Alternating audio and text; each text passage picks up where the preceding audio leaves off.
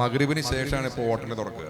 അപ്പൊ ഞാനിങ്ങനെ വിചാരിക്കും, ഇതൊക്കെ നമ്മോടല്ല പറഞ്ഞത്. പാതിരയോളം ഉറക്കമൊഴിച്ച് നടക്കല് നന്നല്ല, നന്നല്ലാത്തത് നന്നോർത്ത് നടക്കല് നന്നല്ല. ചേട്ട് കളി കൊണ്ട് വീട്ടിനെ പട്ടിണിയാക്കല്ലേ. ഇതൊക്കെ ഉപദേശിക്കുമായിരുന്നു ഒരു കാലത്ത്. നിങ്ങളെ താനൂരിലെ പ്രിയപ്പെട്ട പിച്ചിക്കോയ തങ്ങളെ ഇതൊരു പാട്ടില്ലേ, പച്ചക്കള്ളം പറഞ്ഞിട്ട് നടത്തുന്ന കച്ചവട മരുതേ, 10ൽ 11 പലിശ എടുത്തിട്ട് പറ്റിക്കലു മരുതേ, വെള്ളം മലിനപ്പെടുത്തല്ല, വൃക്ഷങ്ങളെ വെട്ടി നശിപ്പിക്കല്ല. നിങ്ങളെ നാട്ടിൽ നിന്നുണ്ടായ പാട്ടാണ്. അപ്പൊ ഉപദേശങ്ങള്, ചരിത്രം, ഇതൊക്കെ നമ്മൾ അങ്ങനെയാണ് പഠിച്ചത്. ഞാൻ കൂടുതൽ സംസാരിക്കുന്നില്ല. ഇങ്ങനെ മനുഷ്യന്റെ സങ്കടം, വിരഹം അല്ലേ, കത്തുപാട്ടുകളൊക്കെ നമ്മൾ കേട്ടില്ലേ. മാനീത കോതി കൽബിൽ മദീര പൂങ്കാനി തേനെ മദന പൂങ്കാനിയേയൻ മഹബൂബരേ. ഫുതുഹുശാം എന്ന കൃതിയിൽ ചേറ്റുവായി പരീക്കുട്ടി പറയണം, ഇപ്പൊ മരിച്ചു കിടക്കുന്ന പ്രിയപ്പെട്ട ഭർത്താവിന്റെ മയ്യത്ത് മടിയിൽ വെച്ചുകൊണ്ട് ഭാര്യ സങ്കടത്തോടെ പാടുകയാണ്. അത് ഡാൻസ് ചെയ്ത് പാടുന്നത് ഞാൻ കണ്ടിട്ടുണ്ട് ഒരു ചാനലിൽ ഞാനിരിക്കുമ്പോ. നിങ്ങൾ ആലോചിച്ച് നോക്ക്, ബദർ യുദ്ധ രംഗത്ത് ചാടി അടുത്തുടൻ ആരടാ ശുചാത്തുരത്തമെ ഹൗദിൽ നിണ്ട് കുടിപ്പവൻ. ഈ കുളത്തുനിന്ന്, ഈ കിണറുന്ന് ആരാണ് വെള്ളം കുടിക്കുക എന്ന് ചോദിക്കുകയാണ്. ഇത് ഇപ്പോ KC മുഹമ്മദ് കുട്ടി മല്ലയുടെ വരിയുണ്ട്. വമ്പുറ്റ ഹംസാർ ചാടി ടെമ്പിയാസ് ബദിൽ മാറേടാ, വമ്പന്മാരുണ്ടെങ്കിൽ ഞാനൊന്ന് കാണട്ടെ, വന്ന് ബലത്തോടെ വെള്ളം കൂടിച്ചാട്ട്. ഇതൊക്കെ ഒരു കാലത്തുണ്ടായിരുന്ന ആവേശപൂർവ്വം നമ്മൾ കേട്ട പാട്ടുകളാണ്. അതൊക്കെ ഇപ്പോ ആനപോദസദുൽ ഇലാഹരി ഹംസ ചാടിയടുത്തുടൻ ഇങ്ങനെ പാടുന്നത് നമ്മൾ കേൾക്കാറുണ്ട്. ഈ ഭാവമായിട്ട് ഇതിനൊരു ബന്ധവുമില്ല. അപ്പോൾ ഇങ്ങനെ ഞാൻ പറഞ്ഞത്, പാട്ടുകൾ ഇതൊക്കെ പഠിപ്പിക്കുകയാണ് നമ്മളെ. പഴയ കാലത്തെ മഹാന്മാരായ കിസ്സപ്പാട്ടുകാരൊക്കെ നമ്മളിങ്ങനെ പഠിപ്പിച്ചാണ്. ഒരു വിഷയം കൂടി പറഞ്ഞ് അവസാനിപ്പിക്കാം. എൻ്റെ അഭിപ്രായത്തിൽ പാലപ്പെട്ടി ഉസ്താദ് ഇവിടെ എത്തിയിട്ടുണ്ട് എന്നാണ്. അപ്പോ അദ്ദേഹത്തിൻ്റെതായ സമയമുണ്ട്. ഏറ്റവും പ്രധാനപ്പെട്ട ഒരു വിഷയം സമരമാണ്. സമരത്തെ പാട്ടുകൾ എങ്ങനെയാണ് അടയാളപ്പെടുത്തിയത്? ഇന്നത്തെ കാലഘട്ടത്തിൽ നമ്മൾ അതുമായിട്ട് കാലഘട്ടവുമായി ഇതിനെ ബന്ധിപ്പിക്കേണ്ടതുണ്ട്. കാലഘട്ടവുമായിട്ട് ബദറിന്റെയും ഉഹദിന്റെയും ചരിത്രം കേട്ടാണ് ഇന്ത്യൻ സ്വാതന്ത്ര്യ സമരത്തിലേക്ക് ആളുകൾ ഇങ്ങനെ വല്ലാതെ പ്രചോദനമായത് അവർക്ക്. അതുകൊണ്ടാണ് വൈദ്യരുടെ കൃതികൾ പോലും സംശയത്തിന്റെ നിഴലായത്. വൈദ്യർ കൃതികളൊക്കെ ബ്രിട്ടീഷുകാരുടെ സൂക്ഷ്മമായ നിരീക്ഷണത്തിലായിരുന്നു. ചെറൂർ പടപ്പാട്ട് നിരോധിക്കപ്പെട്ട പാട്ടാണ്. അങ്ങനെ എത്രയെത്ര പാട്ടുകളുണ്ട്. ഈ പടപ്പാട്ടുകളൊക്കെ അങ്ങനെ ഒരു സ്വാധീനം ചെലുത്തിയെന്ന ആളുകൾ കണ്ടെത്തുകയാണ് അല്ലേ. കമ്പളത്ത് ഗോവിന്ദൻ നായർ എന്ന് പറയുന്ന ഒരു വിപ്ലവ കവി എഴുതിയില്ലേ, നമ്മൾ ഉണ്ടാക്കുന്ന നെല്ല് ജന്മിമാരെ തീറ്റുവാൻ സമ്മതിക്കില്ലെന്നതാണ് ഹേതുയേറ്റ് മുട്ടുവാൻ. നാട്ടുകാർ തൻ ചോരയാൽ തടിച്ചു വീർത്ത ബ്രിട്ടനെ, നാട്ടിലുള്ള ജന്മിമാരെ പാട്ടിലാക്കിയ ദുഷ്ടനെ. ഈ പാട്ട് കേട്ടുന്ന ആളുകള് വള്ളുവമ്പുറത്ത് വെച്ച പ്രതിമ പൊളിക്കാൻ പോയി. ഹിച്ച്കോക്കിന്റെ മഞ്ചേരി നിന്നഞ്ചാറ് മൈല് ദൂരവേ മോങ്ങത്തില് സഞ്ചരിക്കുന്നോർക്ക് കാണാറാകുമാ നീരത്തില്. അതില് പറയാണ്, അവസാനം പറയാണ്, രാജ്യസ്നേഹം വേറുകൊണ്ട കൂട്ടരുണ്ടീ നാട്ടില്, രക്ഷ വേണമെങ്കിൽ മണ്ടിക്കോട്ട വേരിംഗ്ലണ്ടില്. അപ്പൊ ആൾക്ക് മനസ്സിലായി ഈ പാട്ടെന്താണ്. അദ്ദേഹത്തെ ജോലിയിൽ പിരിച്ചുവിട്ടു കമ്പളത്ത് പോകുന്നവർ. അദ്ദേഹം 1983 മരിച്ചത്. അദ്ദേഹത്തിന് 2 മക്കൾ ഇപ്പോഴും ജീവിച്ചിരിപ്പുണ്ട്. അങ്ങനെയുള്ള സമരം പാട്ട് ഇതിനു വേണ്ടി ഉപയോഗിക്കുകയാണ്. അതാണ് ഏറ്റവും പ്രധാനപ്പെട്ട ഒരു കാര്യം. അങ്ങനെ എത്രയെത്ര പാട്ടുകളുണ്ട്. P. ഭാസ്കരൻ മാഷിയുടെ ഒരു പാട്ട്, ഇപ്പോ അദ്ദേഹം ഒളിവിൽ പോയി മഞ്ഞണിഞ്ഞ മാമല തേളിഞ്ഞിടും മലനാട്ടിലെ, പൊന്നണിഞ്ഞ വയലുകൾ പൂളഞ്ഞിടും മലനാട്ടിലെ. എത്രയോ ഈ അദ്ദേഹത്തിന്റെ അന്നു വീണു മൺമറഞ്ഞ ധീരരാം യുവാക്കളെ, വന്നു ചേർന്ന വലിയ തോക്കിൻ നേർക്കടുത്ത യുവാക്കളെ. ഈ പാട്ട് കൊണ്ട് അദ്ദേഹത്തിന് ഒളിവിൽ പോകേണ്ടി വന്ന ഒരു പുസ്തകത്തിൽ ഞാൻ വായിച്ചിട്ടുണ്ട്. അപ്പൊ പാട്ട് അന്ന് എല്ലാവരുടെയും ഒരു സംസ്കാരമായിരുന്നു. ഈ മഞ്ചേരി പടപ്പാട്ട് 856 896 പുറത്തിറങ്ങിയ അല്ല 856 മഞ്ചേരി പടപ്പാട്ടും 851 82 മണ്ണാർക്കാട്ട് പടപ്പാട്ടൊക്കെ നിരോധിക്കപ്പെട്ട പാട്ടാണ്. വർഷം മാറിപ്പോയെന്ന് എനിക്കറിയില്ല. അതൊക്കെ ഇപ്പൊ കോപ്പി പോലും കിട്ടാനില്ല. അതൊക്കെ നിരോധിക്കുകയാണ്. പാട്ട് പാടുന്നത് പാട്ട് എന്നൊക്കെ വലിയ സംഭവമായിരുന്നു കാലത്ത്.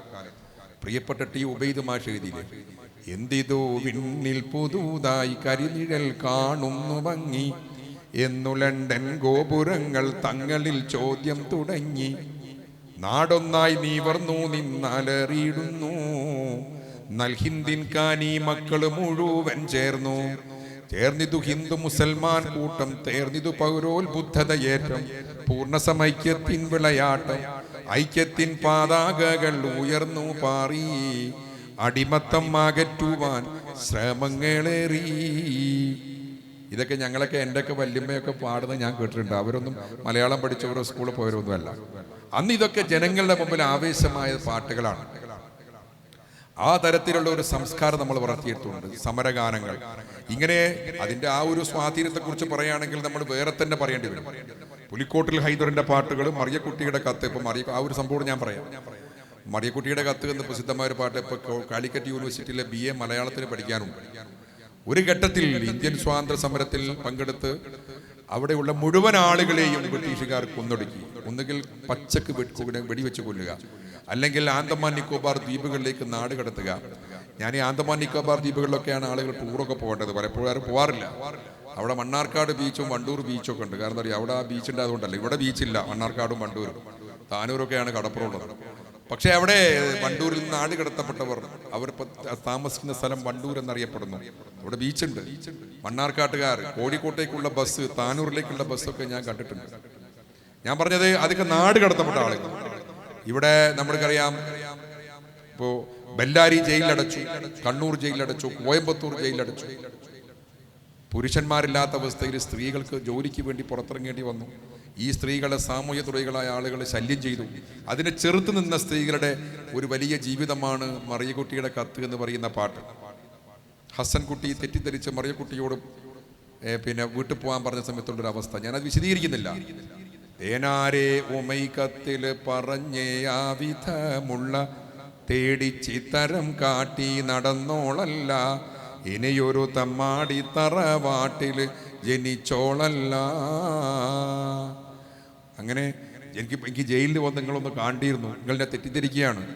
ഉണ്ടതെങ്കിൽ അങ്ങനെ പ്രവേശനം ഉണ്ടതെങ്കിൽ വന്നു കാണാൻ ഉണ്ട് മോഹം പൊന്നെ, ഒറ്റ നോക്ക് കണ്ട് മരിച്ചോട്ടെ അന്ന് തന്നെ. എൻ്റെ പൊന്നുമ്മാരേ പിന്നെന്തിനാ വേറുപ്പ്, എൻ്റെ മേലിൽ വെച്ചിടുന്നു ചിന്തയിൽ മോഷിപ്പ്. ഇതെന്ന് കാലിക്കറ്റ് യൂണിവേഴ്സിറ്റി BA മലയാളത്തിന് പഠിക്കാനുണ്ട്. ഇതൊക്കെ ഒരു ജീവിതമാണ്. ഇങ്ങനെയൊക്കെ ചരിത്രം പറയുമ്പോൾ ഞാൻ അവസാനിപ്പിക്കുന്ന ഒരു കാര്യം കൂടി പറയാം. ഇതൊക്കെ ചരിത്രമാണോ ഇത് നമ്മൾ പഠിക്കുമ്പോഴും പാട്ടുകൊണ്ട് ഇന്ന് എന്ത് ചെയ്യണമെന്നുള്ളത് വലിയൊരു ഗൗരവമായ വിഷയമാണ്. പ്രതിസന്ധികൾ നിറഞ്ഞ കാലഘട്ടത്തിലാണ് ഇവരൊക്കെ പാട്ട് എഴുതി. ഒരു 5 പൈസ ഇതുകൊണ്ട് വരുമാനം ഉണ്ടായിട്ടില്ല. നിങ്ങൾ ഒരാൾക്ക് പാട്ട് പാടാമെങ്കിൽ ഒരു മൊബൈൽ ഫോൺ വെച്ചിട്ട് ഒരു ക്യാമറയിൽ വെച്ച് പാട്ടാക്കിയാൽ എത്ര ലക്ഷം ആളുകൾ ആ പാട്ട് കാണും. മോശമാക്കി പാടിയാൽ കൂടുതൽ ആളുകൾ കാണും. അങ്ങനത്തെ ഒരു കാലഘട്ടത്തിൽ എന്നോടൊരാളിപ്പോൾ ഈ പാട്ടിൻ്റെ ലിങ്ക്, പണ്ടൊക്കെ നമ്മൾ പോയിട്ട് അങ്ങാടിയിലൊക്കെ പോയിട്ട് പാട്ട് അന്വേഷിച്ച് പുസ്തകം വാങ്ങി നമുക്ക് ഇഷ്ടപ്പെട്ട രചയിതാവിൻ്റെ പാട്ട് നോക്കി വാങ്ങണം. ഇന്ന് അതിൻ്റെ ആവശ്യമില്ല. രാവിലെ തന്നെ സുബൈ ചെയ്യുന്നിട്ടാ കാണാം ഒരു 10 ലിങ്ക്. ഇതൊന്ന് കേൾക്കൂ, ഒന്ന് അഭിപ്രായം പറയൂ. വലിയ പാട്ടുകാരെ ഒരു അയച്ചു തരും. അപ്പം ഈ നമ്മളെ ഈ സോഷ്യൽ മീഡിയയുടെ ഒരുപാട് ഗുണമൊക്കെ ഉണ്ട്. വലിയൊരു പ്രശ്നം എന്ന് വെച്ചാൽ കുറ്റം പറയുന്ന ആർക്കും ഇഷ്ടമല്ല. എൻ്റെ പാട്ട് മോശമായി എന്ന് പറഞ്ഞ ആൾക്ക് ഇഷ്ടമല്ല, എഴുതിയത് മോശം. അതുകൊണ്ട് കുറേ രചയിതാക്കൾ, കുറേ ആളുകൾ ഇങ്ങനെ എന്ത് പാട്ട് തരും, ഇത്ര നല്ലൊരു രചന ഞാൻ കണ്ടിട്ടില്ല, താഴെ കമൻ്റ് ഉണ്ടാവും. എന്നാൽ ഒന്ന് അഭിപ്രായം പറഞ്ഞു കൊടുക്കുക. മഹാന്മാരായ ആളുകളൊക്കെ ഇപ്പോൾ PT അബ്രഹിമാൻ, കാനേഷ് പൂനൂർ, ബാപ്പു വള്ളിയോറം, പോയം കരുവാരെ കൊണ്ടൊക്കെ പാട്ട് എഴുതിയ കാലത്ത് ഇവരെ കൊണ്ടൊക്കെ പാട്ട് എഴുതിയ ആളുകൾ വലിച്ചു കീറി നീ ഈ പണിക്ക് പറ്റില്ല എന്ന് പറഞ്ഞ് പുസ്തകം വലിച്ചു കീറി ഓടിച്ചിട്ടുണ്ട്. എന്നിട്ട് നന്നാക്കി, ഞങ്ങൾക്ക് ഈ മേഖലയിൽ നിൽക്കണം, നന്നാക്കിയാണ് അവർ പാട്ട് എഴുത്തുകാരായത്. നമ്മളെ കുട്ടിയോട് അഭിപ്രായം പറഞ്ഞു നോക്കി, പിന്നെ ഓം ഉണ്ടൂല നമ്മളോട്. വല്ലാത്തൊരവസ്ഥയാണ്. എഡിറ്റിംഗ് ഇല്ലാത്ത കാലത്താണ് നമ്മൾ ജീവിക്കുന്നത്.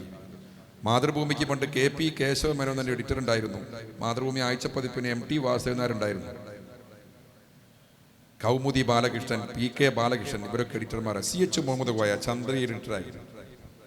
ഇപ്പം മാതൃഭൂമിൻ്റെ എഡിറ്ററാരാ? ഇപ്പോ നമുക്കറിയില്ല. എഡിറ്റിംഗ് നടക്കുന്നില്ല. നിങ്ങൾ ഈ ഫോണിലൊക്കെ അത് പിടിച്ചിട്ട് എടുങ്ങറുണ്ടാക്കരുതേ. ഞാൻ എഡിറ്ററല്ല, എഡിറ്റിംഗ് നടക്കുന്നില്ല എന്നൊക്കെ പറഞ്ഞ് നിങ്ങൾ. അപ്പോൾ ഇഷ്ടമില്ല ആളുകൾക്ക്, എഡിറ്റിംഗ് ഇഷ്ടമില്ല.